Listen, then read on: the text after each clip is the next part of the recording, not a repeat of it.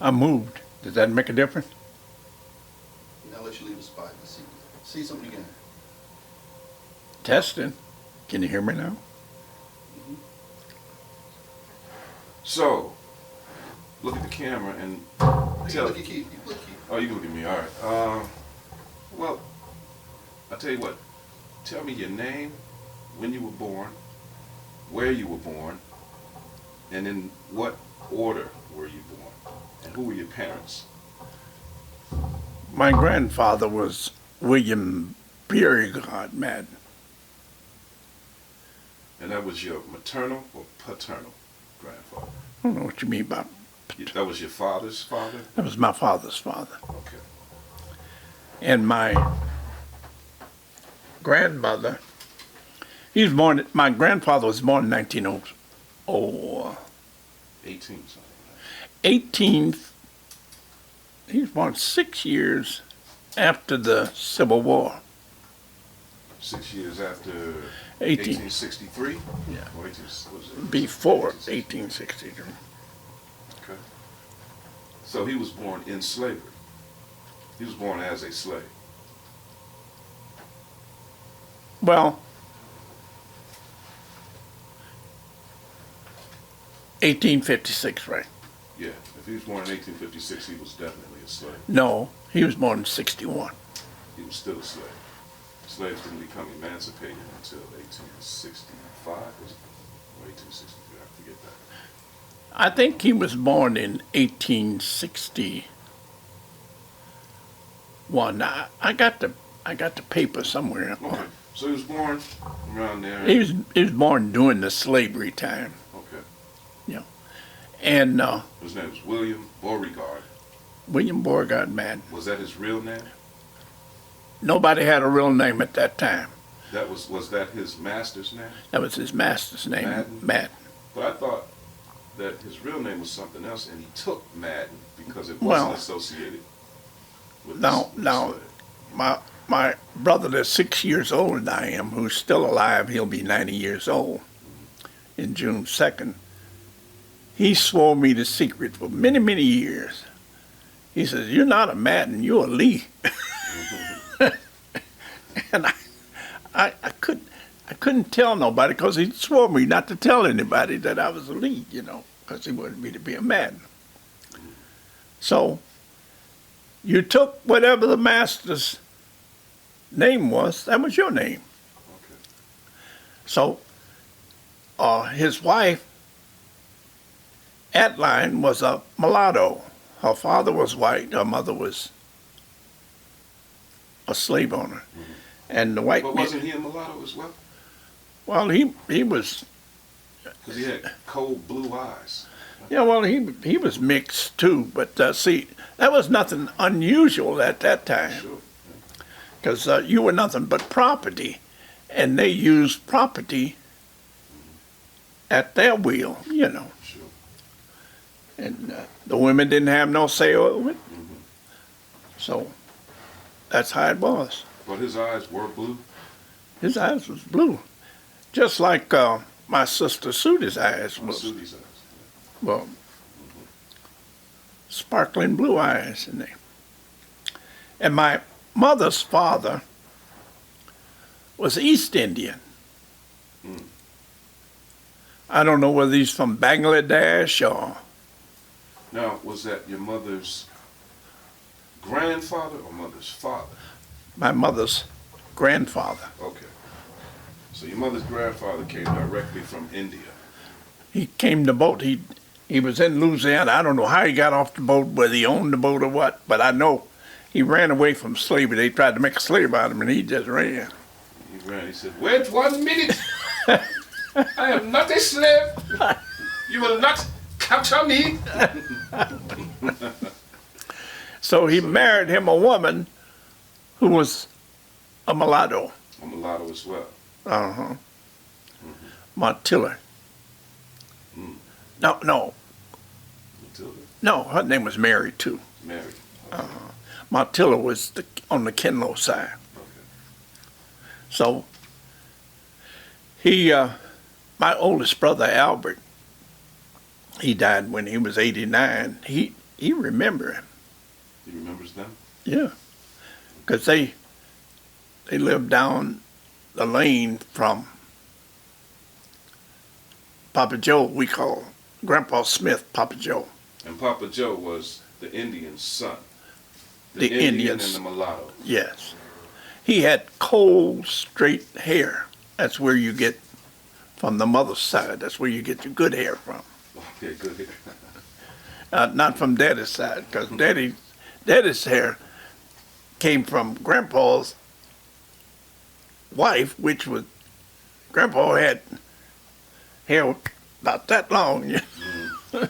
So it curled up. So, but on my, So who had the coal black hair? The Indian or Papa Joe, who was his son? Papa Joe, they had the cold black hair. Right. You know the golfer, The who? the Indian golfer Oh, who looked dark and all of that. DJ Singh? DJ Singh, Yeah. He's not Indian. He's he's Pakistani, I think. not Pakistani. He's Tahiti. Tahitian. But he's got Indian blood. They look alike. They look. So, Grandpa, Papa Joe, on my mother's side, was a 33rd degree Mason too. He eventually became a 33rd degree Prince Hall Freemason. Right. Okay. His, So he was a worshipful master if he was a 33rd degree Mason, right? He was the leader of a lodge. I don't know, but I know his primary duty was surveying. Oh, he was a surveyor. He was a surveyor of So they land. let blacks survey land back in those days as an occupation? He was a surveyor. And I they got guess- paid by the county or I guess the so, state? because of his connections between, by being a Mason and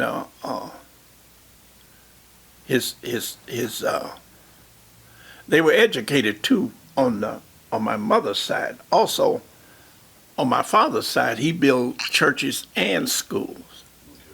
But the educated people who went to college was on my mother's side. So Papa Joe went to college? I don't know whether he did. I think my mother did. His wife did. His wife. Okay. Because all of his kids went to college. They were teachers, school teachers. So you didn't talk about how Papa Joe met my mother. You talked about his father meeting the mulatto and then producing Papa Joe. Uh-huh. So Papa Joe met my mother. That's what you guys used to call her, my mother. That was in the- We don't know. And what does she look like? That's Grandma's mom. A little old, I remember seeing a picture with Dion when he was a little kid. dried up white woman. Was she white? she could pass for white. 'Cause So was Papa Joe he was a Very light.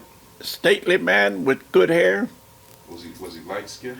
very light skin. Okay, so he took on the complexion not of his father who was the Indian, but of his mother who was the mulatto. Huh? So he could he pass back in those days? Could that No. be why he got? No, you couldn't pass if you had an ounce of blood. Well, no. No. There were a lot of black folks who passed. You know. Well, my, Even his son passed, right? Uncle Louis, right? Didn't he go to New York and pass he was in New Jersey. in New Jersey? Wasn't Yeah. he passing for white? I don't know what he's 'Cause I know passing. when I saw him as a little kid, I thought he was a white man in Minnesota. Yeah, well, White man. Look at that white man. he didn't have a white wife. His white wife looked like Michelle Obama. So, but anyway, I don't know how Papa Joe met my mother. I know that I got, you can look on my Facebook or Ann's Facebook page and it'll show you how when my mother and Grandpa and Grandma at line, not either. Beauregard. And Adeline was married. they were married. She was born in 61. They were from South Carolina, She was born in 1861. 1861. And so So who was older, Papa Joe or William Beauregard? Or were they around the they were around the same age. Okay. They were around the same age. So how did they all meet in Dumas, Arkansas? How'd you get there? From Louisiana, getting off the boat from where did Beauregard come from? Beauregard was from a little town outside of Little Rock. Okay, so he was born in Arkansas, basically. Who? Beauregard. No, Okay, so where did he come from? South Carolina. So he migrated from South Carolina To to. this little town outside of Little Rock, And what Arkansas. brought him there? I don't know. He was a so-called carpenter. He built things, Okay. and he also was a breeder of mules.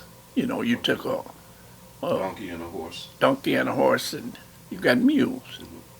So So what about the stake, the claim stake of the land that he got in Dumas? in Dumas, they were selling that land for something like a homesteading it for 50 cents an acre. 50 cents an acre. He bought enough. He had 8 children. He gave each child 40 acres. Each child 40 acres. And he had enough on his land. I don't know how much he had on them, but he had sharecroppers on his land. See, we were never sharecroppers. We were landowners. When he moved, Because of him. because of him. When he moved from this place outside of Little Rock, Arkansas, he moved by train. All of his horses, and mules, and cows, and his equipment to farm, he moved it by train into Dumas. So he was a man of means. Yes. Could he read or write? I don't know whether he could or not, but he was a businessman. He was a He couldn't read or write, but he could dang sure count.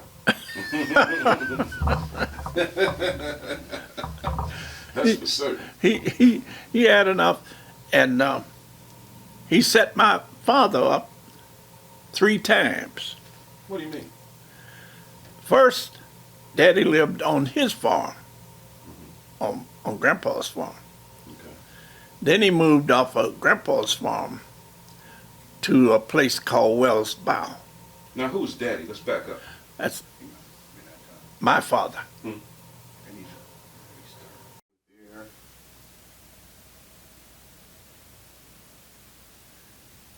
She got some of these dates wrong. Okay. Bring it back to you now. What dates? Uh, Let's say what that is. This is my mother's Bible. It was my daddy's Bible. It has the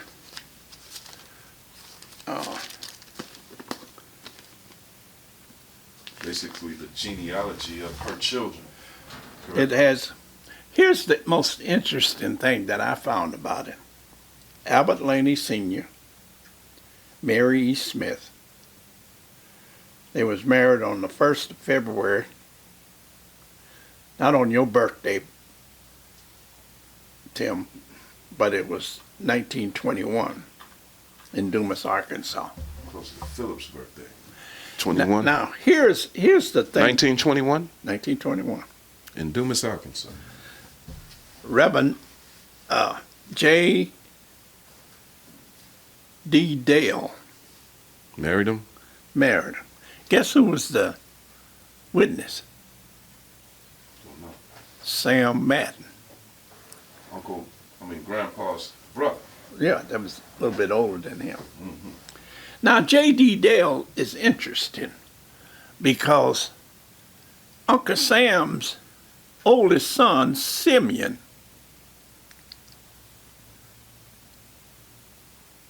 wife,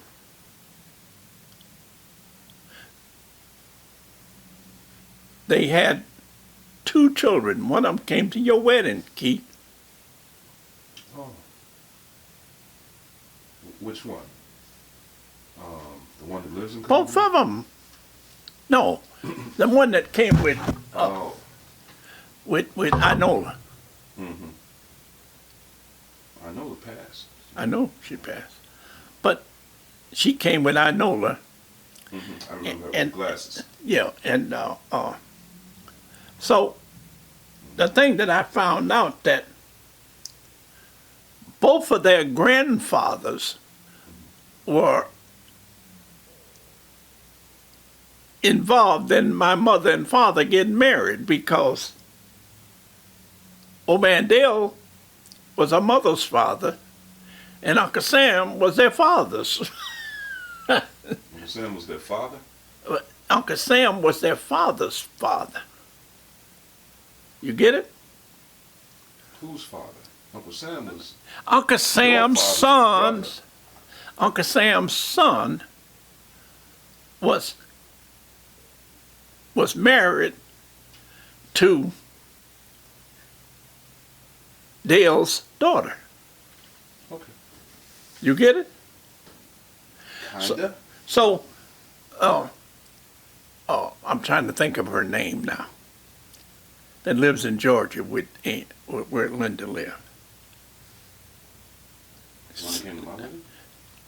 No, Okay. Simeon's daughter. I don't know.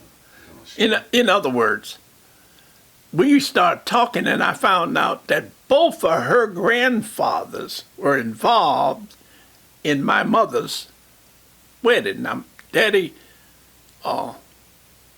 scratched on the back of the window door and they had plotted Mr. Dale down the lane under the big tree with Uncle Sam to get married. Oh. Now, explain why they had to do that.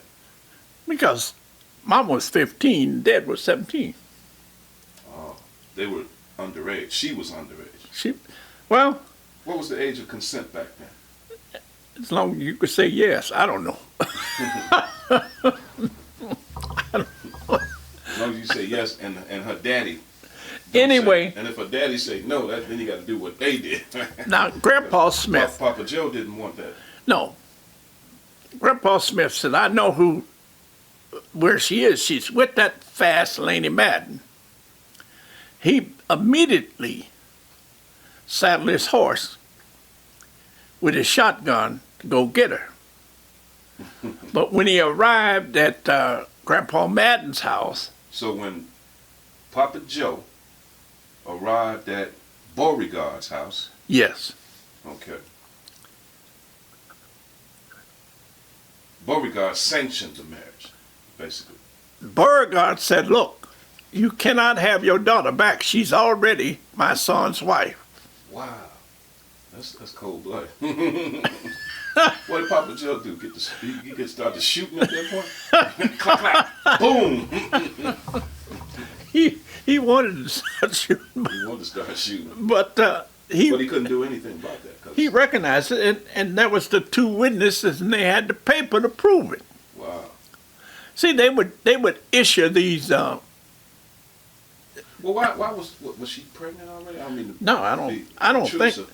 But why Let's- would she rush to get married like that? Was it because Papa Joe just wasn't gonna have? He didn't find that Laney. She was 15. I understand that, but you know, Grandpa Laney was a hard-working man. I'm sure he portrayed that. 17 years old. What could it? He had to show something. He had a fast horse and a buggy. That's like having a race car.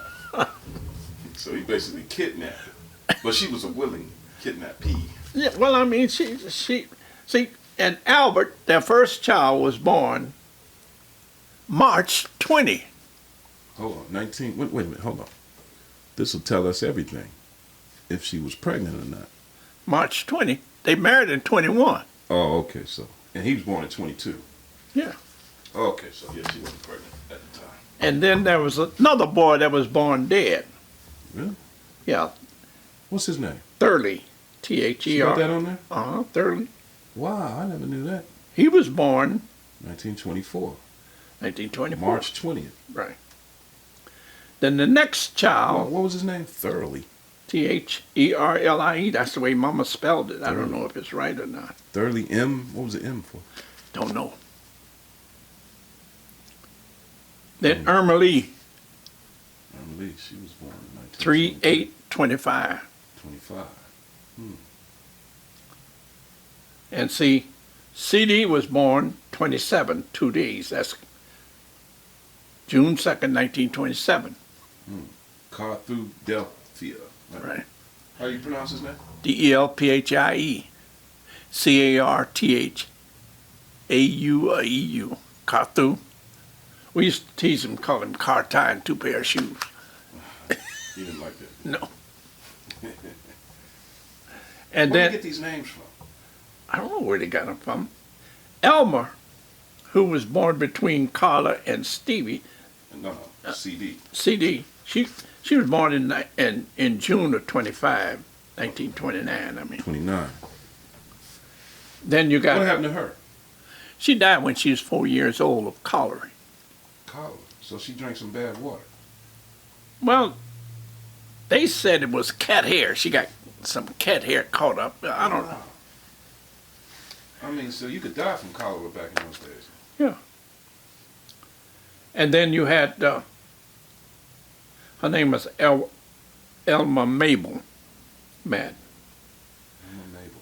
Do you remember? No, she was born before you. Well, if she was 4, you were alive when she died. Do you remember her? No, Carla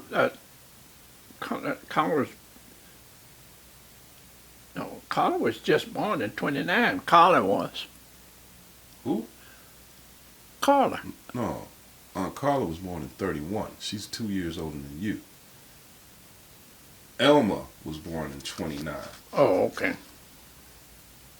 But if she died when she was 4, I don't remember.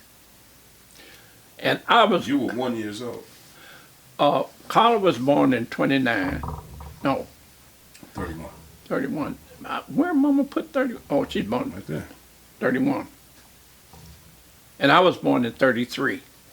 Mm-hmm. And they got Aunt Tenny was born in 35. 5. See, she got, There was 2 born in 35? no, No, these are twins. it's Jeff and, That's Thomas. No, it's Tenny. it's Thomas Jeffs. Oh, Thomas She got Jefferson. 'em back. Oh, that's Should be Tenny up here. yeah, that should be Aunt Tenny. Tenny was born in 35. I was born in 33. And Jeff and his twin was born in 35. Oh, no, they couldn't have been born in 30. They was born in 37, right? 37, I mean. Oh, and what happened to his twin? Died at birth. Was it a boy too? Girl, I think. What's the name on there? Thelma J. Her name was Thelma. Thelma. Thomas J. and Thelma J. Then Lloyd, after Tenny. She got Uncle Lloyd born in 37, but he was born in 41. No, he was born in 41. They got it here, Lloyd, 41. Oh. Who's that at 37? That's Tenny. Oh, I see that. She got that backwards. Mm-hmm. So actually, the twins were born July 25th, 37. Yeah. And Aunt Tenny was born August 30th, 1935. Or the year 35. I'm not sure about the month.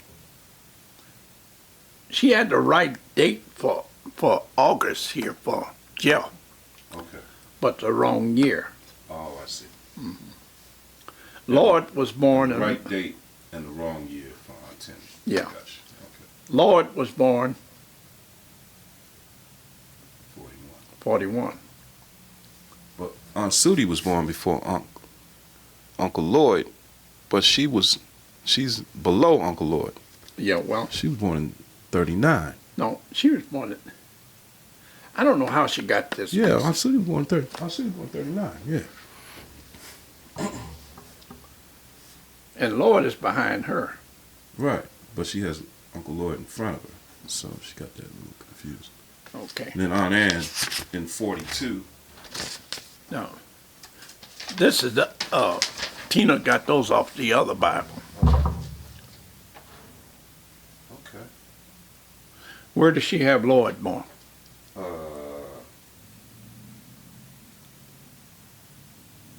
See, Lloyd is right behind Tina. well, she's only got the living ones on here. Marion. I don't believe Marion. No, she got everybody on here. So she didn't have the boy that was born between. She has. Oh, Marion was a boy, born after Uncle CD. I mean Uncle Lloyd. I mean Uncle Albert. The second child born. Thirdly, I think he was a boy. Well, she has Marion on here, born in 1924. Marion. That was his middle name. Oh, okay. That's what the M was for. Oh, okay. Okay. So, Sudi was born in 39, I know that. Do you remember when she was born? Yeah, I remember babysitting with Sudi, because Grandma Atline, Grandpa's first wife, died that year. And I had, Sudi was about 6 months old, I had to babysit with her. Really? Yeah. So, in So you were only 6 years old yourself, yeah, I was only 6 years old. and you were the only one home. Everybody else went to the, or you were the oldest one. Well, 7 years old, you You're responsible. yeah. You It's handle not it. like you had to change a diaper and burp her and stuff like that. You probably just had. She probably stayed wet. You just had to watch it while they went to the funeral. Yeah, and come back, you know. Come back. Okay. So obviously the older kids went too. Yeah, the older kids probably went. Aunt Carla, Uncle CD, Aunt Irma, and Uncle Al. Yeah. Because Elmer and Thurley wasn't there, you know. Now, these youngsters here,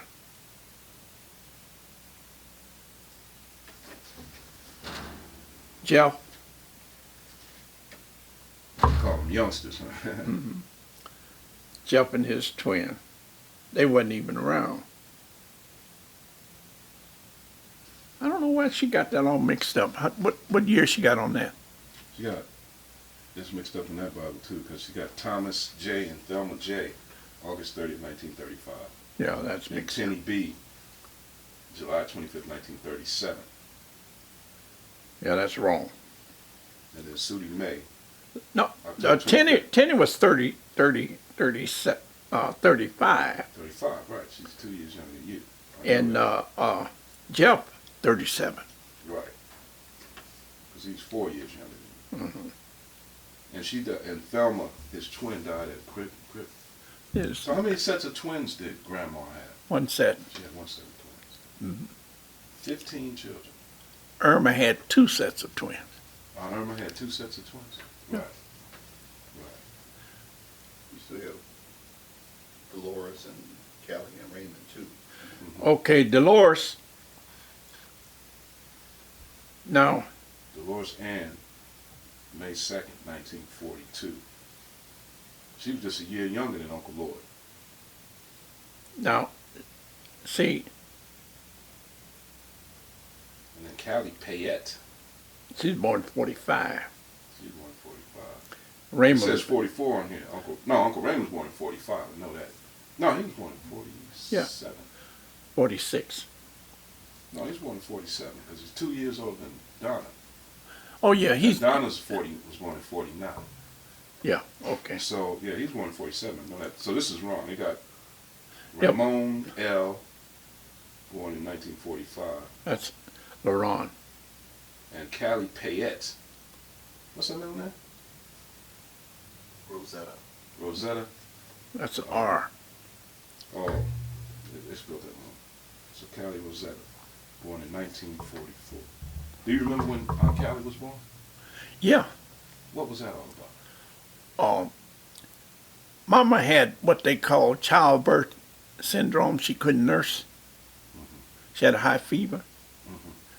and she had to bottle feed Callie. So Aunt Tinny said, "Well, I'll take it," because they, Ann and Callie were so close together, you know. Aunt Tinny said, "Well, I'll take her till you get well." And where was Aunt Tinny at that time? Like down the road? She lived around right around the bow from Papa Joe and my mother. Okay, so she was in the area. All right.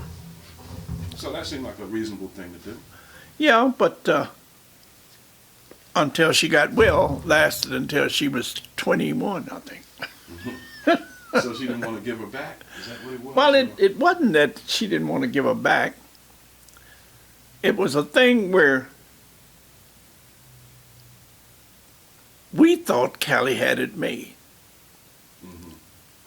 Being the one child for Aunt Tinny and Uncle Thomas. And Callie thought she was rejected because they kept all the rest and gave her away.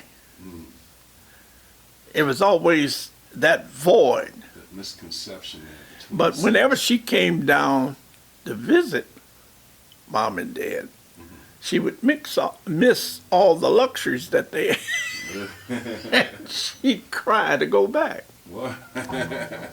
So, What kind of luxuries did they have back then? Like running water? 'Cause y'all didn't have no electricity until no, what? I think Tinny was the first one that had a indoors toilet at Pine Bluff. What? Yeah, we had outdoors. Even the schools had outdoors toilet. And I went to Pine Bluff the first time, and I just couldn't understand that they would go in the house And use the bathroom. and do all that stuff. So I went in there, and I heard somebody say, "Pull the chain." I pulled the chain, and I thought the whole thing had broke down because I heard all that water. I said, "Oh my good gracious!" I sat in there until that thing stopped googling. Anyway, So you can tell us who Aunt Tinny was. Yeah, And Tinny- yes. all right. My mother had 8 siblings. So this is from Papa Joe, the son of the Indian, and the mulatto, My mother. my mother. They produced 8 children. Her name was Mary. Mary. My mother was named Mary, Grandma Mary. Papa Joe. Papa Joe and Grandma Mary had 8 children. Name them in order. Louis. Uncle Louis was the oldest? No, he wasn't, because on the picture he don't look like the oldest. He looked like Aunt Tinny and another. Aunt Ada might have been the oldest. Yeah, Aunt Tinny and Aunt Ada the other lady is. and older Aunt than- Tinny and Uncle Louis. Okay, yeah, that sounds like the. Lorenza. No. Uncle Lorenzo is the baby boy. Yeah, I mean Uncle Louis. Either your mother or the other girl. Aunt,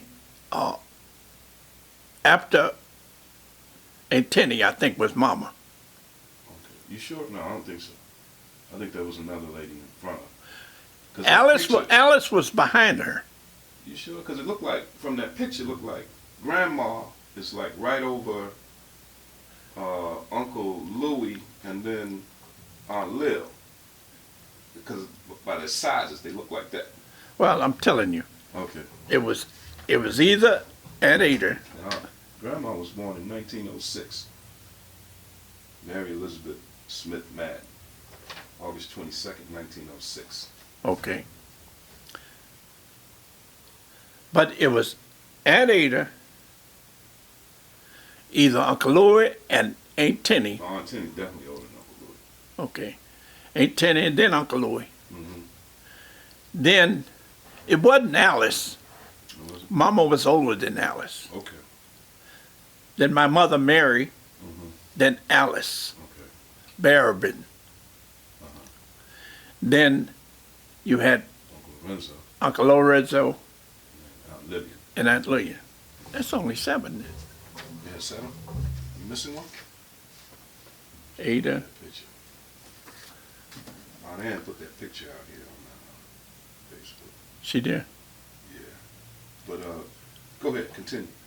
So where was I? Aunt Tinny. You were saying who she was and how she lived in Pine Bluff in the Aunt lap Tinny, of luxury. Aunt Tinny was a teacher. And Ada was a teacher. She was the oldest. So Papa Joe enforced or He educated his daughters. And what I didn't know, Your Aunt mother's Tenny sons. was also a basketball player. really, she was tall. She was a basketball player. Wow. And Louis ran off when he was young. He ran off. Yeah, they didn't hear from him for 20-some years. Really? Why did he run off? He just got tired of Farm life. the farm life. Did he have disagreements with Papa Joe? Well, you know, Papa Joe was very strict. The father of the house was the matriarch. Yeah. You either did what he said, Or get out. hit the road. That was it. So, what was I talking about, Aunt Tenny? Anthony, Who she was. who she was. So she's your mother's older sister who took care of Callie, Yeah, the youngest daughter. when my mother was sick, and she also when they left and went to Spokane, Washington. She took Papa Joe and my mother with her. But then when the Papa Joe and I didn't know that. Yeah. Papa Joe and my mother moved out. They relocated from from Dumas, That was when they reached retirement age or something. you know, they had been retired. Now, what about the land? Were they big landowners like Beauregard? Oh, he owned land, but it wasn't as much as Beauregard. Beauregard owned a lot of land. He owed several hundred acres. Well, let's see. 40 times. That's 320 acres. Okay. Hold on. Mm-hmm. And plus, I don't know how much his land was. Oh, so he owned 320 plus whatever he had. Whatever he had. And Plus, he probably had the biggest plot. so he had, Grandpa Madden had a big pecan orchard Oh. behind his. He had a big barn, a big pecan orchard. Sold his pecans every year. And, you know, Arkansas grow a lot of pecans. And he built W.B. Madden School right next to the, where my daddy lived on the highway, Highway 54.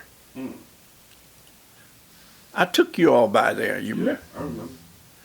And It was in 1978. yeah, I took you by there.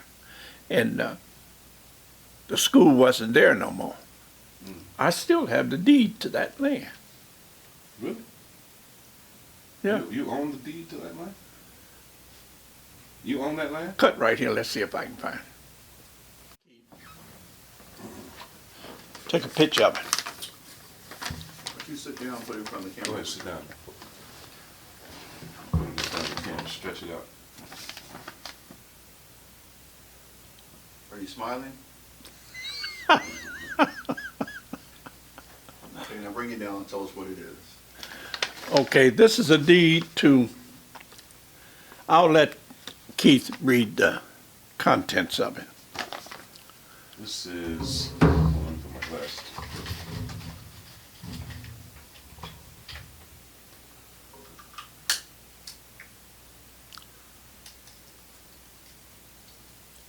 This is a warranty deed with relinquishment of power.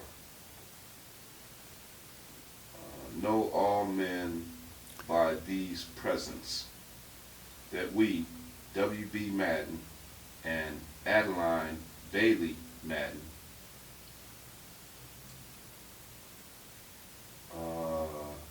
for and in consideration of the sum of $1 cash in hand paid by B.B. Norris, J.M. Ferguson, C.F. Hoover, John Smith, and Thomas Smith, directors of Wells Bayou Special School District, the receipt of which is hereby acknowledged.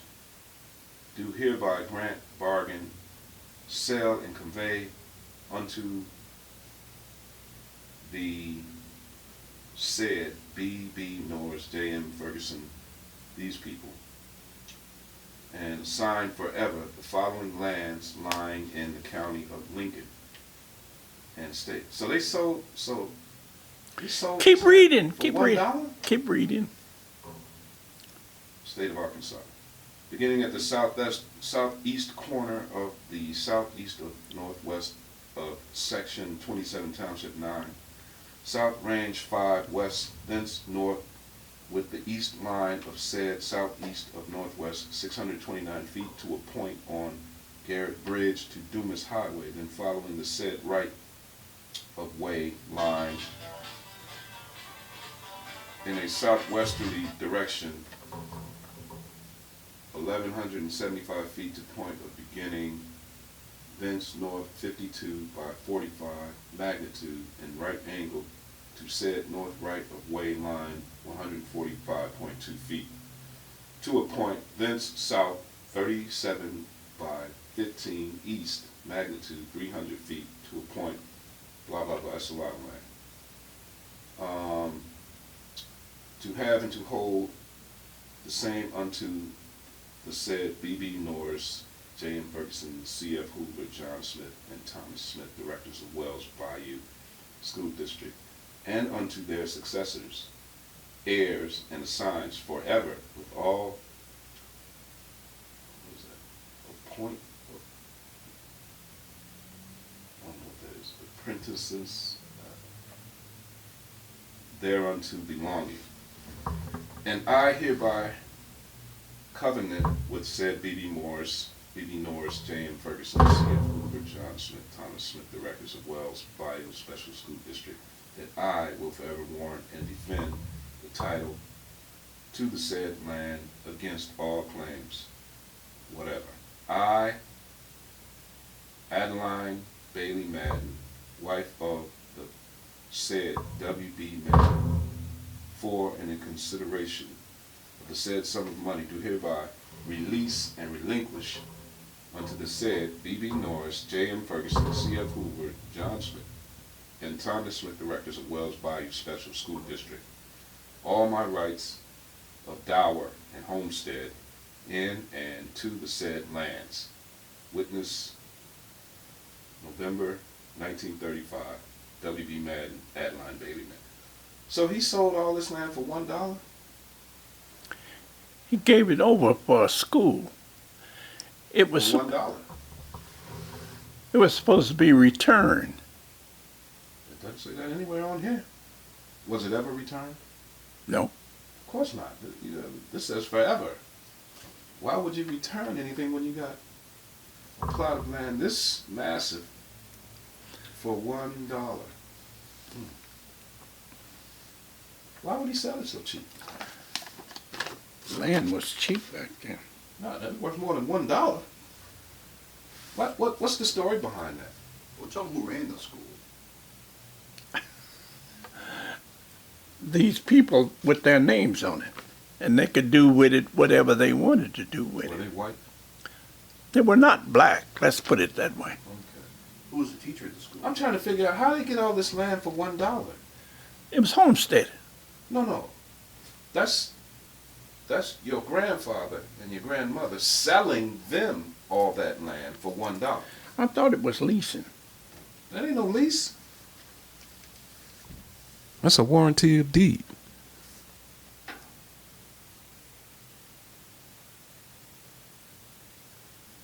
That's forever. He gave up the homestead, the dower, both he and his wife, Well, in 1935. And I'm trying to figure out why. Why would he give up? You know, in 1935, Hold on. you got a Let- country let in the me- middle of a depression. let me get my ring. Yeah, call him up. Hey, Lord, let me holler at my grandfather for a minute. But anyway, So didn't Antony teach at that school? No, Anthony never taught at that school. T.C. Charles, Lily William and her husband, and Buster Holly's wife. you see this word? With relinquishment of dower. That means that's yours now. They gave this land away for $1. I thought I saw on there somewhere it was supposed to be returned. It is expressly understood and agreed that this property is to be used for school purposes only. In the event any situation arises whereby this property is not used for school purposes, it automatically reverts to W.B. Madden, his successors, heirs, and assigns. That's what I read. Yeah, but there's no definition of what school means on here. So anything can be school purpose per se. That land is no longer used for school purpose. Huh? It's no longer used. But school purpose is not defined. It's not clearly defined in here. So whatever, I mean, there are loopholes in this that any lawyer could get any. What does that sound like to you, Tim? This sounds like our family got bamboozled out of land for $1. That's all I'm seeing with this. Isn't that what it sounds like to you? Yeah, this is a bamboozle. I want my granddaddy's land back right now. This is a bamboozle. This is a white supremacist bait and switch move. It says on. Black people who own land. This land was taken from them. That's all this is. It says in the event. Well, you have to put that within context too, because he owned hundreds of acres. Yeah, so this probably wasn't. So to give away that amount of land That one little acre. isn't that much in the scheme of things, and it was all in furtherance of an education to build a legitimate school in the area For the blacks. for the blacks. So So it's it's good. I understand the purpose. a more philanthropic way of giving land away for the area, and to be able to do that at the time when, what year was that? 35. 35. So he was born in what year? Oh, he was born a slave. Right. So it's like 30, 40 years, 50 years after slavery. He's able to give away land. He owns hundreds and hundreds of acres, so Yeah. it's philanthropic. So I wonder what kind of tax benefit. One thing about my grandfather, when he got the land, when they homesteaded the land for 50 cents or a dollar, whatever, he went down and filed a claim and bought it. And started paying taxes on it. So he could own it. So, you can, man next door to us, Mr. Charlie, we thought he owned the land. He was leasing the land. So let's talk about the land your father owned. So Beauregard had several acres, and you said he gave all his kids 40 acres. But I remember some time back, you told me y'all had like 88 acres. We had 40 sandy land. That was, Usable land or non-usable land? no. Sandy land was where there was a lot of sand and soil. And then new ground land was where black dirt was. So you could plant. No. It was just black dirt. It's like a bottom. We had 20 acres down there. 40 and 20 is 60. Yeah, 60. And we had, my father had a sorghum mill, which he inherited from his brother John Madden. John was his oldest brother. Roy was his next to his. No. Do you want me to go through those ages? Uncle John was the oldest of W.B. Madden's son. The next one was W.B. Madden and Adeline? Adeline. Okay. He was 40, in 1946 did he marry Ida Watson. Messed up a whole lot of people. Was it Ida or Ada? Whatever. John Madden was the oldest. Sam? Nettie was the oldest girl. I thought Cali.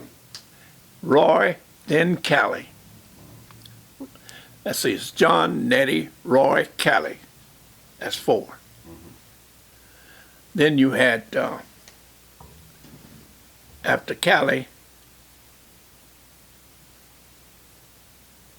was Sam. That's 5, right? Then you had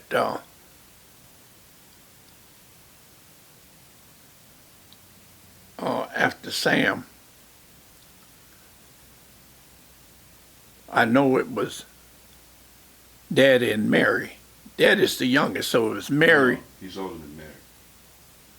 He's older than Mary? Mary was the youngest. Okay, He might be the second youngest. He's the youngest boy. yeah. So where did I stop at Sam? Doshi was in there somewhere. Okay. Doshi was up there with Callie and Roy. Now let me go through them again. The oldest girls, I'll go by the girls, okay? Okay. The oldest girl was Nettie.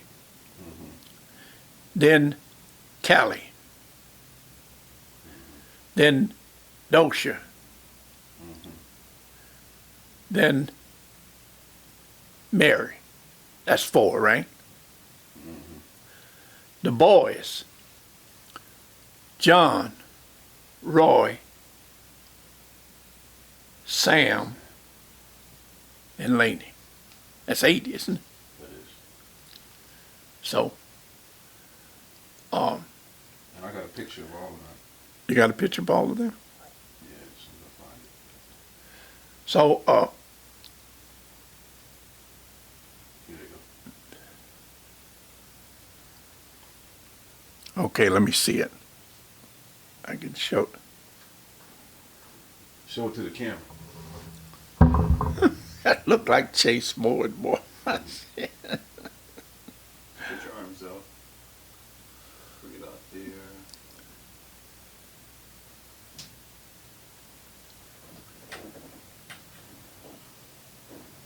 Is it still on?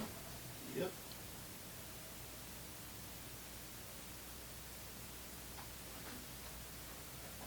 Cool, gotcha. Okay.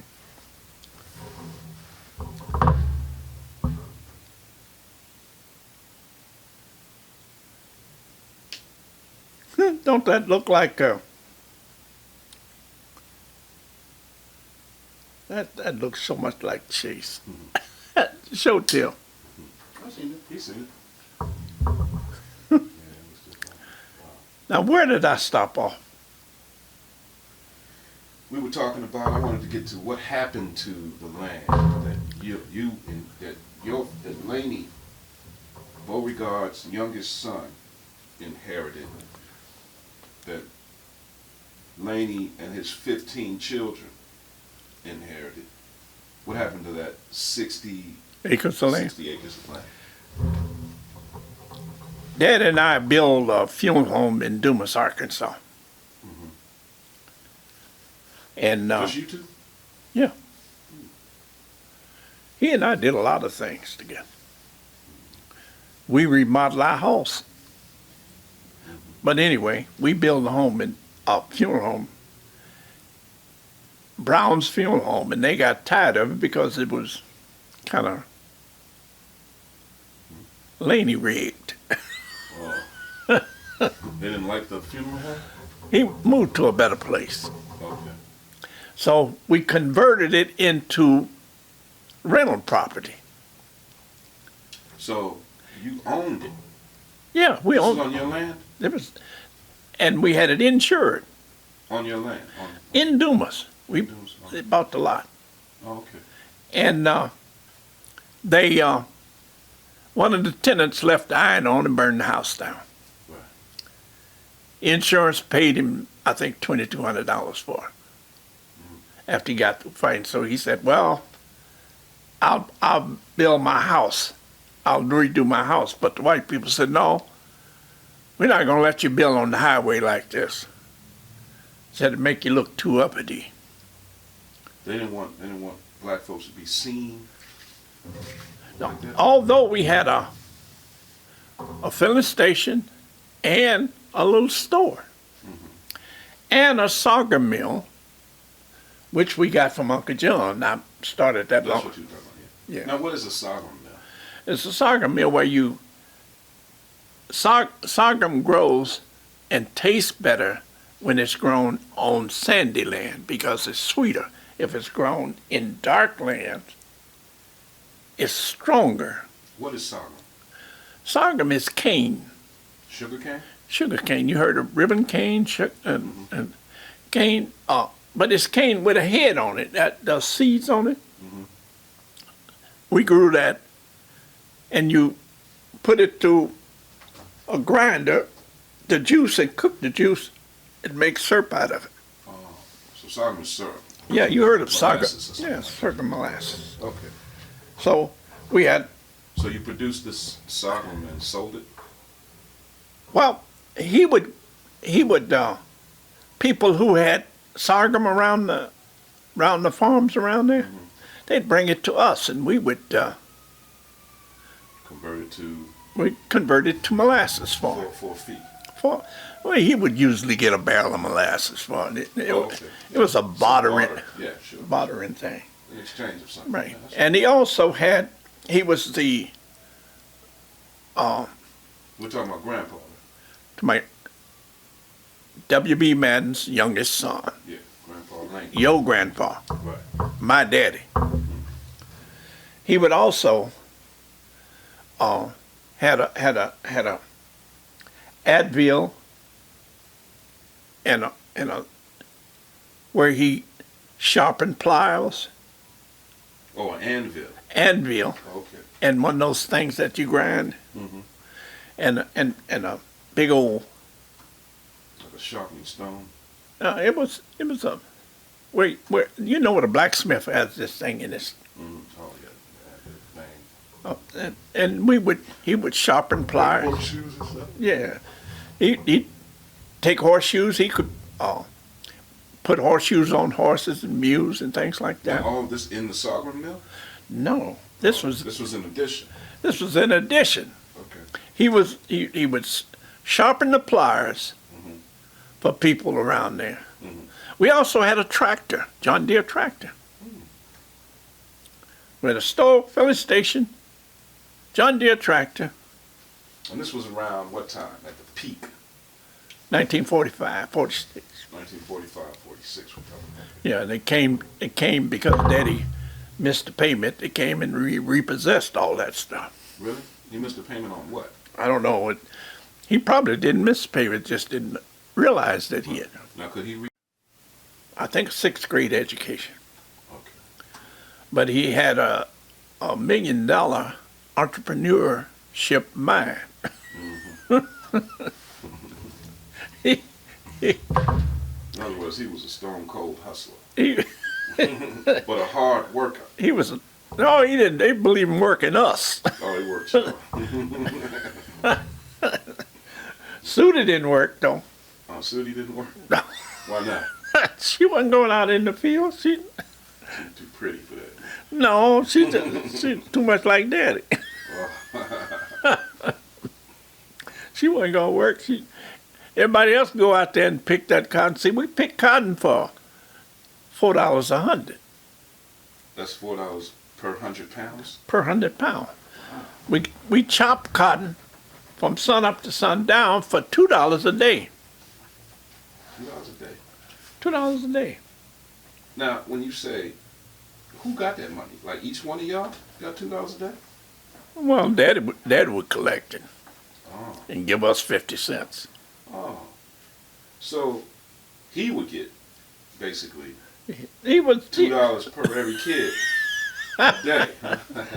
And then give you guys 50 cents. That's Yeah. cool. I mean, that's good money back in the 40s, though. well. It was So you guys were kind of rich. that's Considering That's what Buster's wife said. We thought you all was rich. We didn't think we was rich because we had to work all the time. But you guys were pretty. You were landowners, and We was laying on, never was a sharecropper. and you were proprietors, and you guys were. And had our school right down the, Mm-hmm. So- And you were educators. Wow, you're pretty. Your family was pretty. That's pretty. my Advanced for black families in the South at that time. at that time. Yeah. Right. And he believed in educating all of his children. Oh, Papa Joe did on my mother's side. On my daddy's side, he said it was no use educating the men because they weren't going to hire them no way. Mm. Educate the women. So, your father was keenly aware of white supremacy at that time. You better believe it. Wow. He carried a gun with him everywhere he went. He had 2 shotguns and 2 22s, a long and a short. He carried which one? He carried the long 22 and the automatic, Brownie automatic shotgun with him everywhere he went. Did you ever have to use it? No, but they knew. They said, don't mess with Laney Madden. He's crazy. He'll shoot you. So, Now, did you find that because the Maddens were primarily light-skinned people, did they get preferences in the South based on the color class, the color caste systems of the rural South, so forth?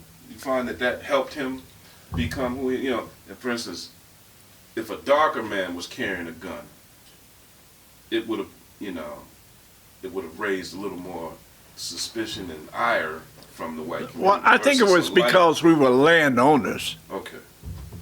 See, we could vote because we could pay poll tax. You guys had to pay to vote. We had to pay the poll. Wow. Daddy would gather up all the people around because he was a landowner. Put them in the truck, take them to Star City, and they'd vote. Wow. He was very progressive. Yeah, well, he knew. Finding out that he's a very progressive guy back in those days. I mean, Yeah, your for him grandfather. to know that, hey, put the boys to work because they're going to be discriminated against. There's no point in even But he didn't know. wasting money. If you educate a man, it's like once you've taken Johnny off of the farm after he's seen Perry, you can't get him back on the farm no more. Right. You see, if I show you something better, you're not going to go back to something worse. So let's talk about how he lost all that. So He didn't lose it. He I was was taken from it. he was forbidden to build on it. So he left his first cousin in charge of his house and property. And he let it run down. Why did you leave him in charge of it? He had to leave somebody. So when did he do that? While you guys were still there, or when? 1940, 45, 49, the last of 49. He packed up everything. CD had gone. Albert had gone. I was the oldest one. I was, What year? I was 10th grade in high school. And What year was that? I was 11th, going to 11th grade, No, I said what year? 1949. 49. At 50 almost, when we left out in 50. 8 of us in the car. I was the driver. Daddy, Mama, Daddy, me, Mama, and Raymond sitting on our lap. Ann was in the doorwell in the back of the. It was 1948 Kaiser, 47 Kaiser. There were 2 cars made then, Kaiser and Fraser, big wide body cars. What kind of car? Is it Ford, GM? What? No, I don't know what kind. I heard of Kaiser, but I don't know what. I know. German, yeah. I don't know what it was, but when I thought, I said, boy, we're leaving the cotton farms and everything, going to the city, Fresno. You know where we wind up? Where? In the dead of the winter, in the cotton patch. Picking cotton again. You thought you were getting away from that? See, they had all that the cotton pickers didn't get. They had pickers out there gleaning because it left a lot of cotton there, and you could pick it and sell it. Daddy had us out there. I said, man. And you didn't have to give it. You didn't have to pick it for nobody. You kind of like picking it for yourself. No, you pick it for the man that owned it. On the land. Okay. Well, he let you go out there and scavenge. Yeah, and they'd pay you for it. Albert was, he was doing lands, one of these big old things where they scoop the land up and level it off and all that. Excavating it.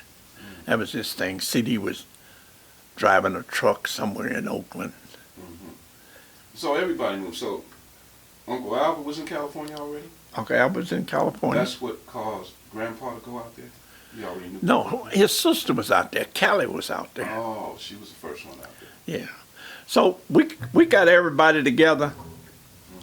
And now, what happened to the land and all that? Y'all just walked away from it? I don't know what happened. I went in the service. Daddy went back down there and sold it. No, I'm talking about, oh, so you still own the land when you went to California? Yeah. And he left his cousin in charge of it? And he ran it down. He didn't run it up. So Grandpa got no compensation, He's essentially? Oh, yeah, he got much. He sold it. Oh, he sold it, okay. So, Yeah. okay, at least he sold it. It Yeah. wasn't taken from him all. No, it wasn't taken all together. Okay. I don't know what that little piece of property, whether he was renting it or what. In California? In Dumas. Oh, in Dumas. But he was able to buy a house in Fresno with the little money he had with the help of Aunt Callie Okay. on Bowles. That's where you see that picture of Vance. Mm-hmm. Is My- that where we went in 70? That same Yeah, house? that's Oh, wow. no. He was in a new house in 70. That new house is where Vance was, but Bowles Avenue. I had to show you that. It was it. Anyway, So what was it like when you moved there? When you guys moved to? Was it a culture shock for you? Because you were used to being around just basically black and white people. we were still around black people, In Fresno, California? In what Fresno. about the Hispanic? Do they have a, Hispanic and black. right, so was this your first encounter with living around Hispanics? No, we had been living around Mexicans, right? whites and all of that. It was no shock to us. Okay. But the thing that shocked me is they wouldn't accept my education that I had from Dumas. They put me back a grade. Oh, why? It didn't measure up to I guess what they we- assumed Yeah. they had there. So I said, well, they're going to put me back, and I didn't want to be the hind person. I decided to volunteer for the Air Force, Okay. and that's where I went. They were trying to put you in our tennis class? Or, Where? I mean, wasn't she in, No, she was 2 years behind. yeah, sheep. So that's all for now. No, What's that? No from marijuana? He said from here on out, you probably know. I know a lot of stuff. Yeah. No, this is just recording it. This is Oh, valuable stuff. You don't get it from the horse's mouth very often. They call your daddy a horse. No. Oh, nag. I even feel like, Chase and these guys, Yeah. they hear it from you directly. Absolutely, From yeah. the family archives. Very valuable. so So what's the first thing you did when you were in the service? Were you freaked out then, or was it party time for you? no. First thing I did after I volunteered, I was sorry I'd volunteered Why? Because you didn't realize that kind of work. because I wasn't used to taking orders. Even from your father? Oh, it's raining out there. I So you haven't changed much. Ain't nobody tell you. I just didn't like nobody. I wouldn't have made a slave. They'd have killed me. Used to sing that song. I would not be a slave. I'd tell you the reason why. So all your brothers went to the military also, though, right? My daddy had 6 sons. Actually, 5 of us went to service. Albert, me, Jeff, Raymond, Lloyd, and Raymond. So everybody except Uncle C.D. So from World War II all the way up to the Vietnam War. All the way up to the last war. Raymond right now is getting 100% disability from that Agent Orange that day In Vietnam. in Vietnam.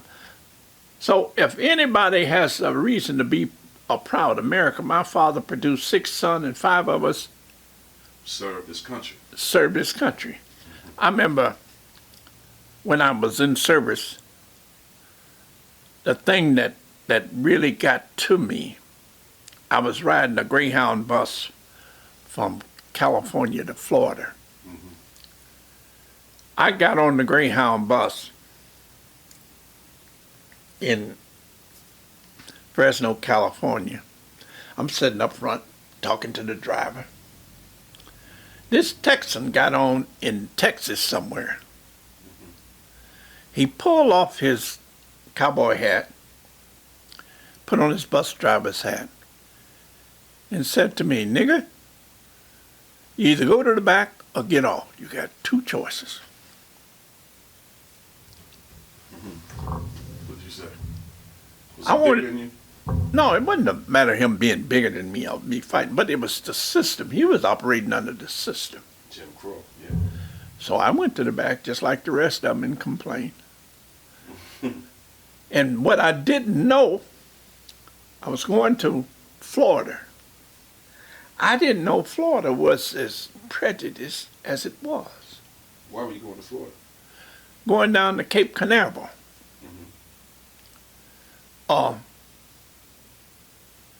That's what it was called then. Then they named it Kennedy later on, then back to Cape Canaveral. I was scheduled to go down to the Bahamas, but the Bahamas was controlled by the British, and the British didn't want no blacks down there who Who were free. were free, because they wanted all blacks to be subjugated to them, Right. and wanted, if you sent anybody down there, you couldn't send any free blacks down there. They had, they made up all kind of old jokes, you know. But anyway, so what surprised me in what's that big town just above Cocoa, Florida, on the East Coast? Fort Lauderdale? Daytona Beach? Daytona Beach, yeah. Daytona, when we got into Daytona, they wouldn't serve us at McDonald's. They had McDonald's back then? You had to go to the side, back to the window. They didn't have no McDonald's back then, did they? They had a Burger King or whatever it was. I think they only had White Castles back in them days, huh? I don't know. I don't know. I guess McDonald's. This was in the 50s, right? Yeah, this is 53. Yeah, I think McDonald's. Yeah, So they wouldn't serve us. And then when we got on the bus to go out on the base, they had a color sign in the middle of the school bus. So do you remember when Papa Joe had coal black hair? No, He always looked like this to you, huh? let's see. Mostly. Papa Joe tried to immunize us from the word nigger, Really? because he would always say, "Hey, little nigger, how you doing?" We thought it was an endearing term. He didn't want that word to cripple you. He didn't want it to make you feel less than a human being, you know. So whenever we hear the word, "Hey, nigger," no, I'm Papa Joe's little nigger. So yeah, my grandfather's. He always. But anyway, we got on the bus, had to go to the back of the bus to get on the service base. From Cocoa, Florida, we were between Cape Canaveral is between Cocoa and Melbourne. I said, man. Who's this white man? Uncle Young.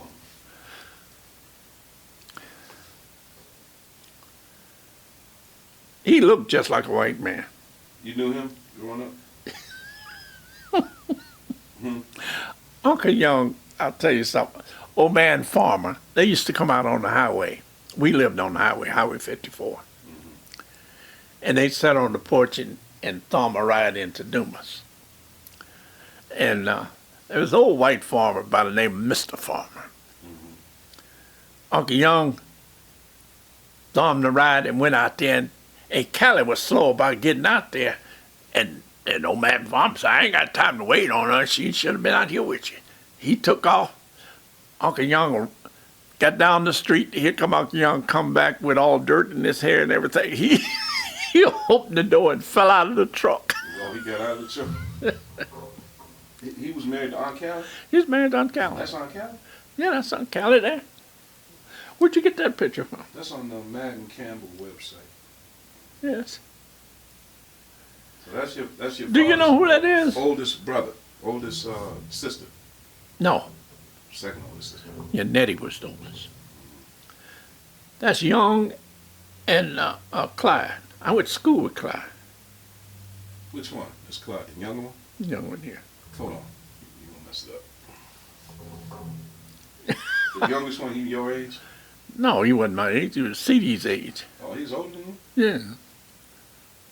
And the older brother, he was who? Young. He's young junior.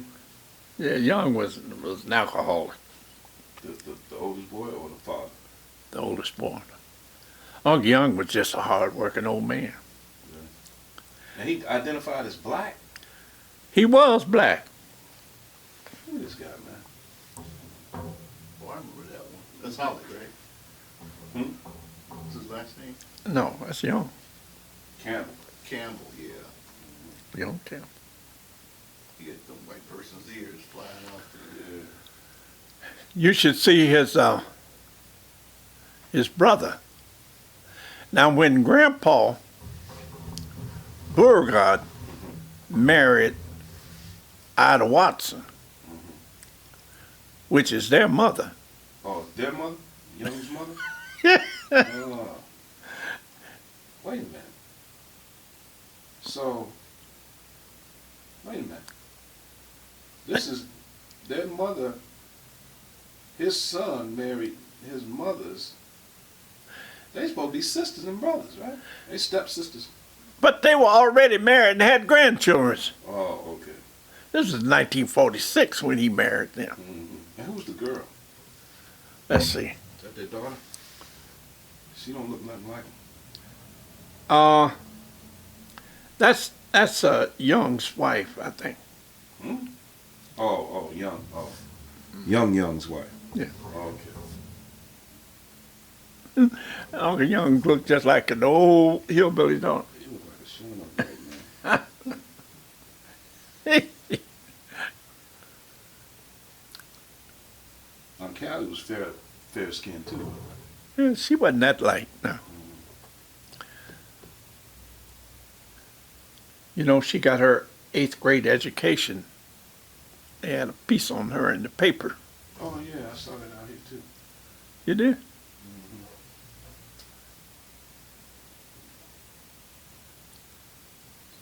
Eighth grade diploma. 8th grade diploma. She used to drive her car, never would take it out of second gear. Why? That's as far as she know how to shift. First, second, that's it. She ain't go past 30 miles an hour there. And Kelly was she was a visitor. She'd come, Joe, wherever she was in town, come pick me up. Where are you? She's not the one that fell off the stairs back there. That was her daughter. Wow. Yeah. What's her daughter's name? Ida. Yeah, I remember. And Hazel. Where that man? He's all died. She died. That was Bowles' sister, William Beauregard Jr. Oh, really? That's Uncle John's. Oh. Family. John's daughter? So at the No, end, Uncle. No, that wasn't Uncle John's daughter. Hazella was Mary's daughter. so after you Oh, got, Aunt Mary's daughter? Yeah. I didn't know that. so after you got out of service, you came to Chicago? Big pardon? After you got out of service, you came to Chicago? After I got out of service, I came to Beloit, Wisconsin. So you were just basically, you went down there because Aunt Carla was down there? Colin and CD was down there. Aunt Carla was there. What put them there? Well, CD was running away from Norville. And his kids? Yeah. Well, I don't know whether he run away from his kids. He had caught it. He had 3 kids at that time. I'm not going to tell this on TV. So that's not to be That ain't to be brought to. handed down. Norville just died not too long ago. So you went to Beloit first. CD was in Beloit, and I was following him and Carla, and I came to Beloit, where they were. When did you get to Chicago? And what was so attractive about Beloit? It was only 90 miles from, 85 miles from Chicago. We come over to see Aunt Lil, Oh, okay. and I had a little money, so So Aunt Lil was the first migrant to this area. no. Who? Uncle O. Uncle Lil. Wow, he was here before Aunt Lil. Yeah. Wow. He came here. No, Aunt Lil was here, I think, and Uncle O then came when he came out of service in 1945. Okay. Yeah. So So he was here since 45, but Aunt Lil was here before that. I think she came here before that. That's a whole story behind that too, Yeah. and I'm not going That to. should be, yeah. I'm not going to broadcast that. But But they were already set up here in Chicago, and that's why y'all came to Chicago from Beloit. yeah, Now who came? Did you come first? Or Aunt Carla and Uncle me, Sam? me and Carla and Sam, I paid the down payment Y'all on. came at the same time. Yeah, I paid the down payment on the apartments on the west side, Oh, okay. 3434 Kedzie, Washington Boulevard. Oh, okay. It's just after Kedzie. Mm-hmm. That's the first place you lived in Chicago, on the west side. Then, And that was in what year? 56. 56 or 57. 56. I bought a job,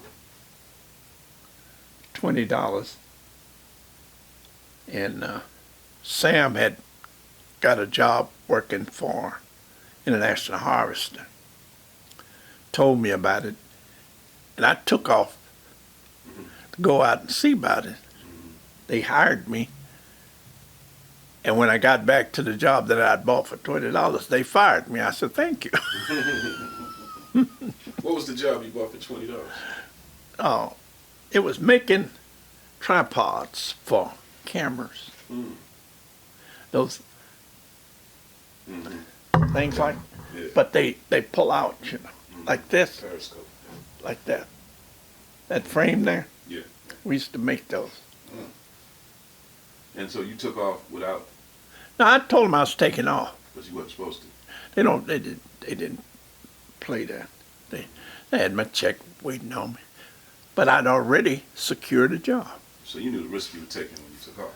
Well, It was a good gamble. it was, The best gamble. I have never left a job where I didn't have another job waiting on me. It's a good trait. I left from Bluebird. I mean, from out in driving from the west side to the south side. I left there, and they owed me a paycheck, and then I worked 2 weeks, got a paycheck from them, and next 2 weeks I got a paycheck from where I was working on. National Harvester. No, International Harvester. That period I won't discuss. But that was a good job to have back in those days. International Harvester. Yeah. They paid $2.35 an hour. Really, back then? Yeah. I was making $3.35 working at that grocery store right there. Well, Some 40 years later. $2.35. That's a story you won't discuss. That's Okay. what I won't discuss. You're gonna leave that? That's mute. Right. But $2 and what an hour? 35. In the 50s? Man, that's like making $40 an hour today, probably. Well, anyway, I I was able to buy a new car in A brand new car? That year, same year? no, I was able to buy a brand new after I bought a brand new 1960 Ford convertible. Oh, I know that, but that's part of the year. You bought that with money from part of the years you don't want to talk about. Yeah. Let's play some word association. You still got a picture of your first car? First new car? Oh, let's see.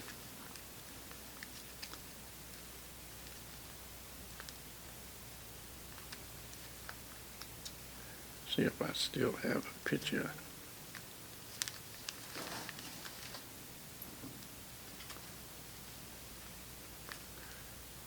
I got it somewhere in here. So was that around the time you started playing golf too? I started playing golf in 1957.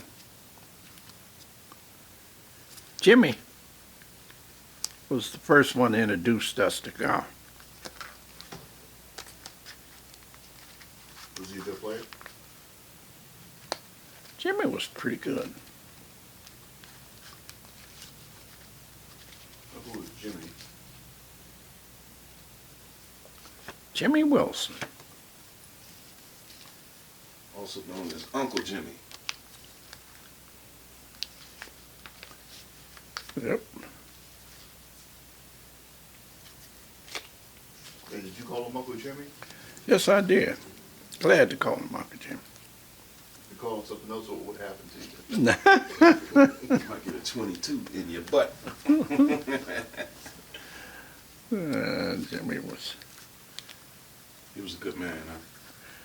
Yeah, he made you earn your keeps. He didn't. He didn't believe in no handouts. Huh? Well, he made the allowances for me because, He was family. yeah. What are you looking for? That picture? Oh, there it is. That black. I've seen that picture. Oh, yeah. That was your first convertible? Pull it up for me, Keith. Keep it right in front of you. That's perfect. What color was it? White. White with red upholstery. That's a big car. That's a Falcon? Sunliner, top of the line. That's a Chevy. Say it like you mean it. Say it with your chest. That's a Ford. That's a Ford. Let me throw that away. Who's that girl? Is that your first wife? Yeah, it's a little. You thought you was straight up playboy back then. I was. No thinking about it. Your backsliding days from the Lord got a hold of Again. You know what I found out, Tim? What? He had never left me. I left him.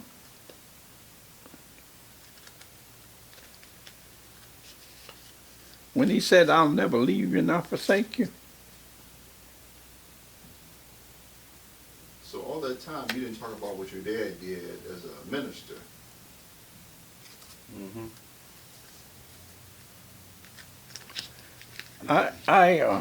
So, along with being a sawger mill owner, you know, a cotton picking taskmaster, he was also a minister. My dad, Yes. he was, yes.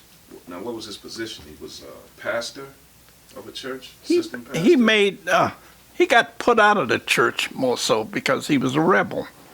What church? And whose Church of God in Christ. Church of God in Christ. Because he was going to marry a Baptist girl to a sanctified. Fellow. And that was forbidden, huh? No, you didn't mix The religions. the religions up. Denominations. It was against, you know, Culture rule. if you were Catholic or And as though someone had something. But So he got booted out of the Kojic, yeah, and he went and did his own non-denominational. well, he had his own church because he had his father's building there to use it as a school. Daddy used it as a church, so he had his own church. And How big was his congregation at peak? at peak, it was a little bigger than his family. So his family and a couple of cousins. Huh? Oh, I remember him playing that drum. yeah, but that was the fondest memories that I ever had in my life. And I can visualize it right now. My grandfather sitting over on this bench over here, Now that's grandfather Papa Joe or Beauregard? Beauregard. And my grandmama and my mama sitting in this bench here, and my grandmama, Adeline, was sitting over there. And You said your mama was sitting there? my mama was sitting. Okay. And Grandpa Madden had that. I thought it was a big drum, but that little drum wasn't no bigger than that umbrella. and the boom. She had a triangle with a string and a metal rod. Ting-a-ling-a-ling, ting-a-ling-a-ling. And it was the boom. My mama, boom, bop, bop, boom, bop, ding, ding, ding. That was all the music. Really? That was all the music we had. What did grandma play? She played the tambourine, Oh, like his mother. Aunt Sudi used to, yeah. She inherited that. I mean, Ann can do it a lot, like Yeah, I remember Aunt Sudi used to boil she tear that. that thing. But and the old preacher's sitting up on that wood with the stomping that foot. Remind me every time I see Chucky playing the drums, it reminds me of my grandfather. Really? Philip plays everything. Tim used to play the bass. He plays the keyboard now. These are all instruments that Yeah, would. Stevie, Chuck, Butchie, even Keith. Me? Yeah, Keith played the bass. Linda played the piano a little bit. Yeah, so my family was none of, Very musically inclined we are. yeah, but That's inherited. only Sudie or Callie when she won't feel like it. And Irma sang a little bit. But those were the singers, you know. The rest of them just didn't do much or They nothing. didn't bother with music like that. Well, Uncle Albert sang too. But I mean, Albert was the singer. Uncle Raymond used to sing us songs on the guitar. He made up Yeah, when we were kids, and they were good. he had, you know, Raymond had a talent for the cornbread people. You remember those He used to draw them cartoons. Yeah. cornbread people? Cornbread people. He's the most talented one, I Well, he think. used to play your guitar pretty good. Sing, That what's was just that? make little green apples. Yeah. It don't make little green apples in the sun with that big old mustache. Look like Tom Selleck mustache. Yeah. I remember that. Well, you know, there's so much. I do make little green shows in the song. There's so much in our family. Oh, I often think about that.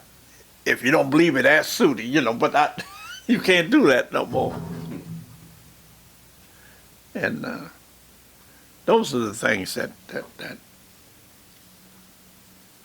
So what happened to Grandpa's church when he left?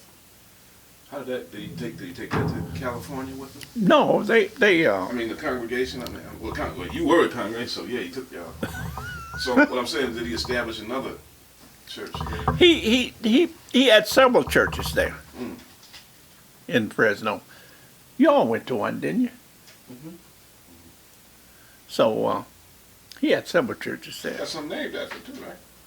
Well, Are those the ones that Miracle, Uncle Albert inherited? Miracle Revival. No, he didn't. He didn't particularly want Albert to inherit any of his churches. Why not? Albert had been married more than once.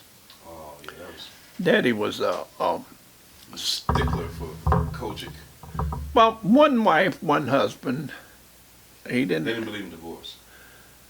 No, well, my father always idolized my mother. I used to say he would kill a dead tree over, but I know that's. But he would not let anything come nigh our dwelling. What does that mean? He was the man out front. If you wanted to talk to my children, you talk to me first. Don't talk to my children. Right, This is my house. You come to me. right. Everything came through. Everything come by me. And he didn't care how big you were or how short you were. If he had to look up at you, I always thought he wasn't quite 5 feet, but I used to think he was 8 feet tall He anyway. wasn't even 5 feet? No, I didn't know that. But he was strong as an ox. but the man, he was a man. Mm-hmm. He was no mammy-pammy. He told you what he meant. I remember that time he was staying over our Sudi's house and he had that big cut gash. Yeah, he was trying to get up. He was moored, and a piece of lead went into his leg. Just like I pulled that And he was piece. just sitting up there like it wasn't nothing. I remember being traumatized by that thing. I remember that like too. Yeah. So What happened to that? I pulled a piece of lead out of my leg. You remember that? Yeah. Put kerosene on everything. Kerosene. My dad and I spaded a dog. You want to hear that? And he got tired of the dog. Howling and screwing everybody. He got tired Was it a of female dog? female Okay. Yeah, spaded. being hung up all, because she didn't go out behind. Now she just wherever the.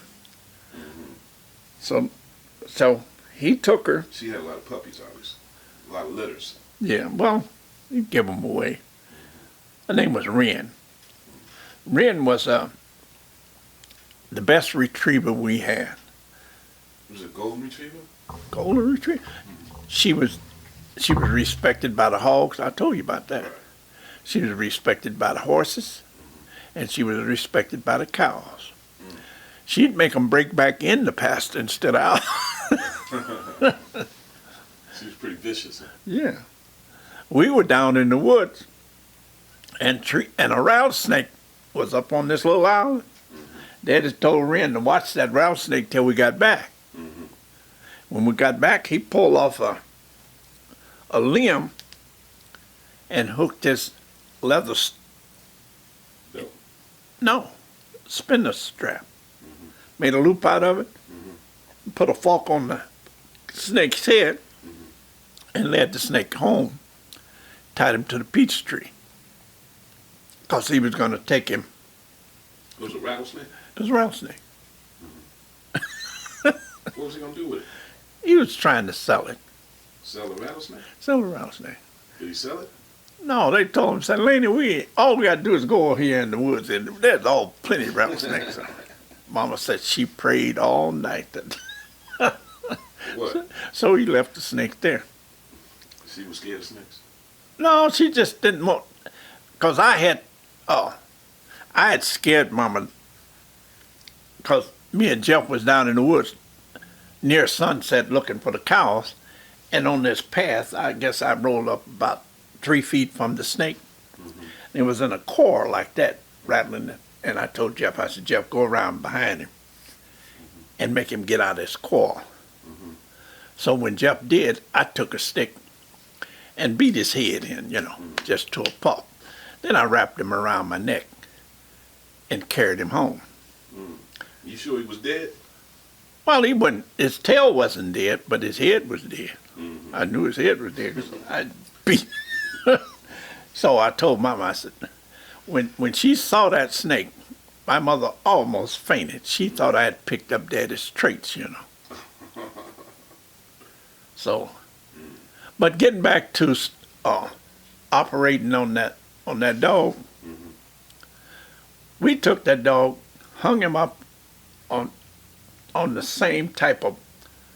See, we nail a plank against the wall, then put a crossbar in it, then hang the feet onto that, tie the feet onto it, and I would hold the head, and this way we would do the the hogs, because he knew the anatomy of a hog, and so there isn't much difference between. Hog and a dog. No, they both have similar female type things, you know.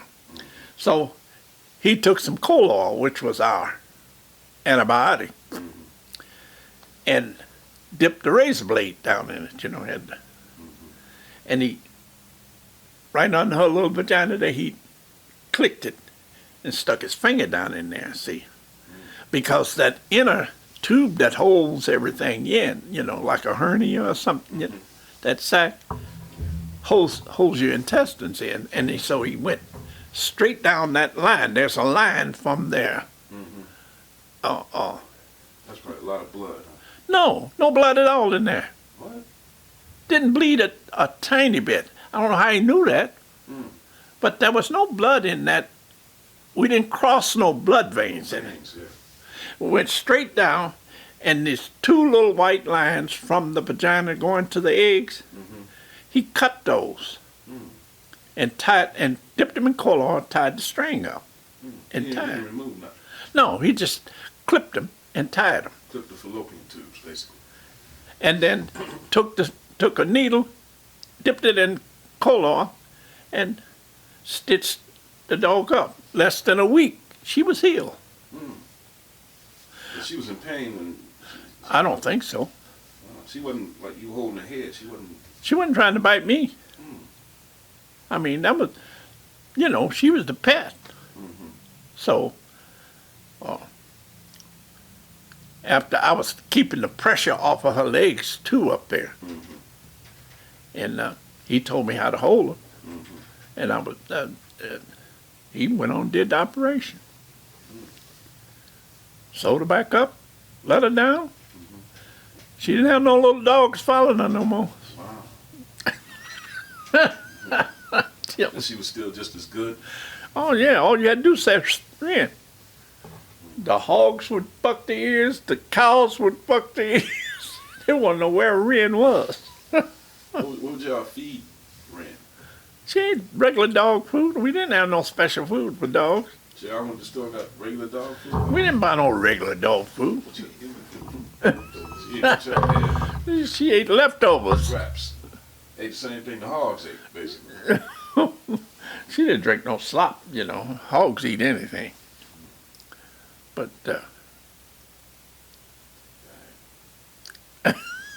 That's why bacon tastes so good. no, but they used to bring all of their little shoats, little hogs that's getting ready to turn into bull hogs. Daddy would denut them. Can't drink them all. Yeah. Why? What would that do? Temporize the meat or something? That you get, if you try to eat some bull hog, that meat is so strong and stinks of. I think that was what's wrong with that bacon that I got, was from a bull hog, you know. So That's fascinating.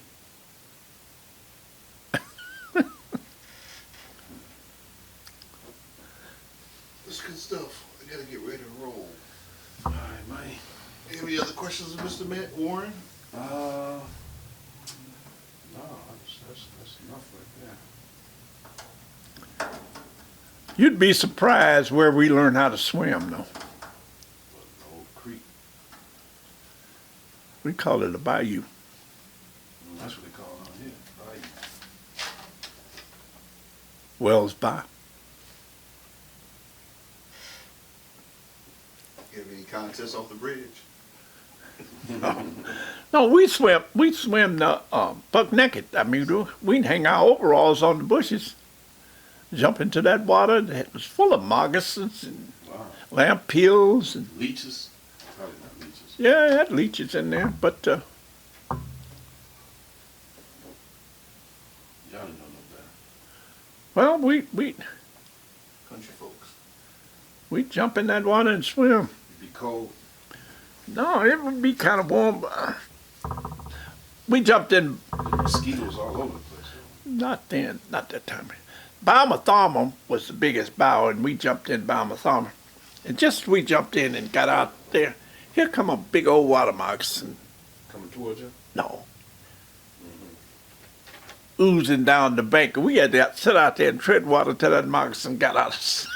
Wow. Because they're very poisonous. Well, they had a moccasin, whether he's a water moccasin or rattlesnake, they all have the same type of venom. If they don't kill you, they make you very sick. Did you know anybody that got bitten by snakes? No. All them I snakes? guess them snakes thought we'd bite them. Wow.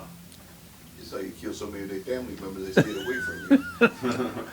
I remember when I was about 9 or 10 years old, I had to go down to New Ground and plow. And I would, what they call a middle buster. You know what a middle buster is? It's where to go through the dirt and throw it out on each side. Okay. Turn plow is where one side turns it, you know. Middle buster make rolls. So I'd run into a stump or something like that and unearth some snakes and things like that. And I had to, I was too small to pull the plow out of the stump. I had to unhitch the thing and bring the horses around, hook them to the handle, and pull the Wow, back. plow back Wow. while jumping over the snakes and all of that. That was kind of frightening. How old were you? 9 or 10. Wow. But see, CD had run away. He got tired of doing all the work after Albert left. So, Uncle Albert used to do all the work at first. no. Uncle Albert was worthless as a... Let's not put that on tape. Let's go back on that. Tell us how He you didn't want to do no work. He got out of doing work. But Uncle CD was the worker. Oh, man. He'd work. I got in more working with CD than I did anything else. I worked against him. We'd be sawing wood on. So, you know, I across you, he'd pull and I'd hold on to it while he was. Did he know you were doing that? No, he didn't know. You were acting like you were pushing, but you were really holding. And we go out to the pump, pumping water, and I'd be messing with him. And he finally Daddy caught me messing with CD like that. I was just annoying him. Daddy sneaked up behind me and struck me on my butt, and I took off. He took off behind me. Pow! Run, Chuck! Run! My young brothers annoy you, Tim? Oh, talk to him about knowing his brother.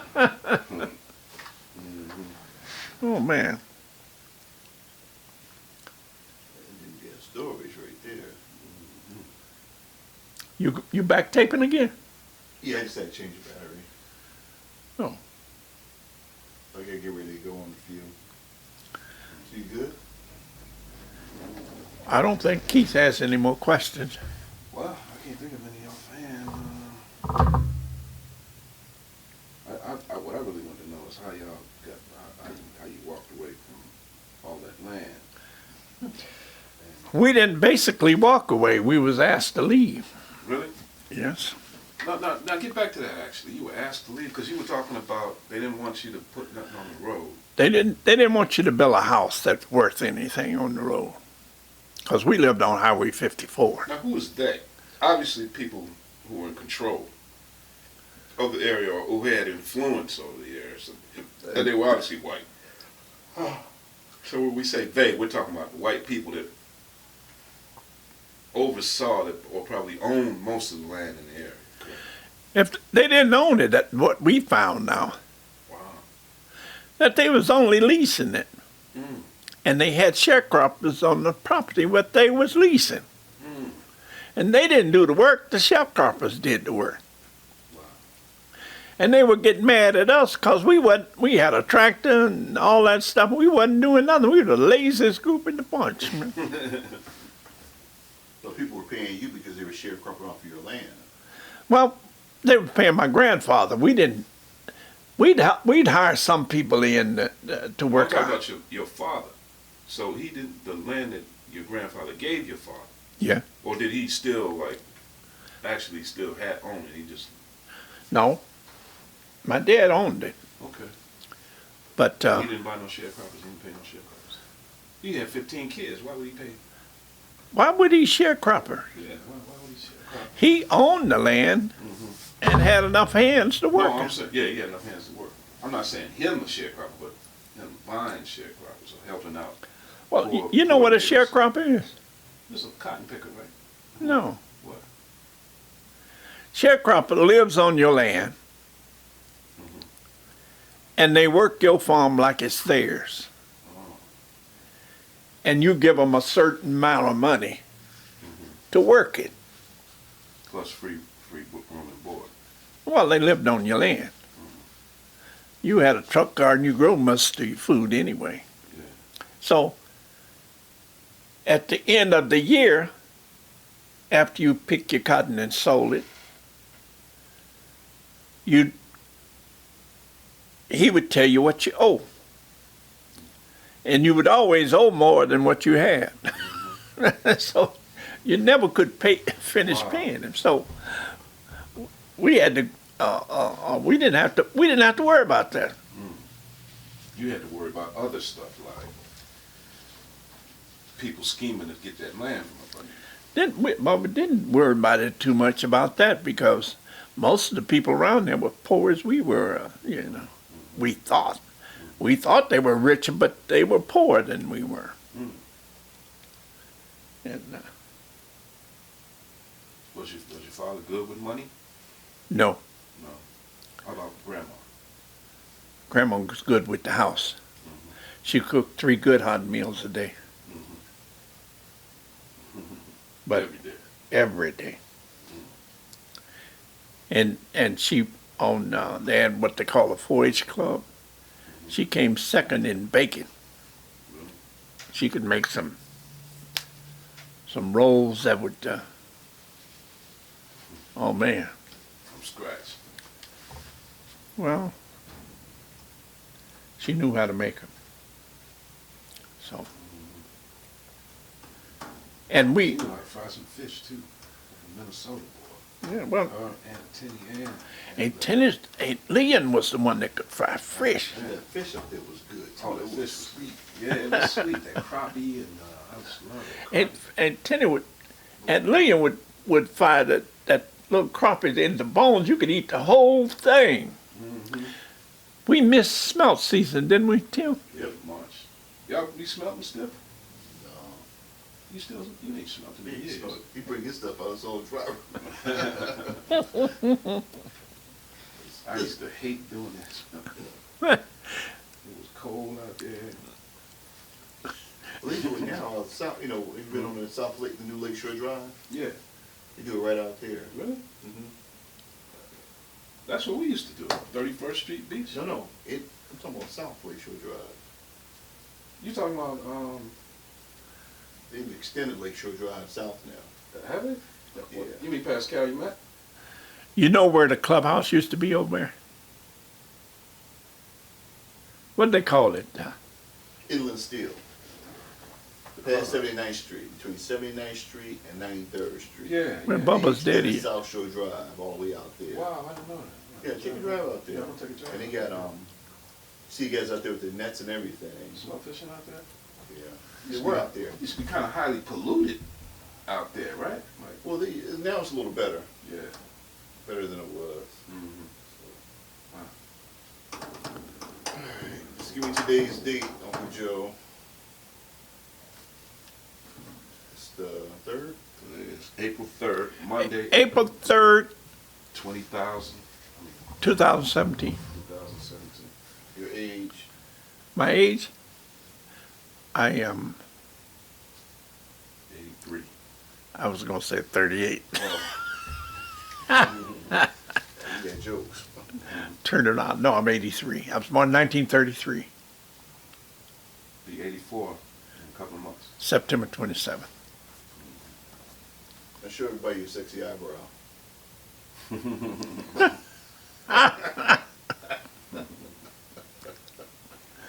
I'm wondering how Tim's going to make this look. You can see it now if you want.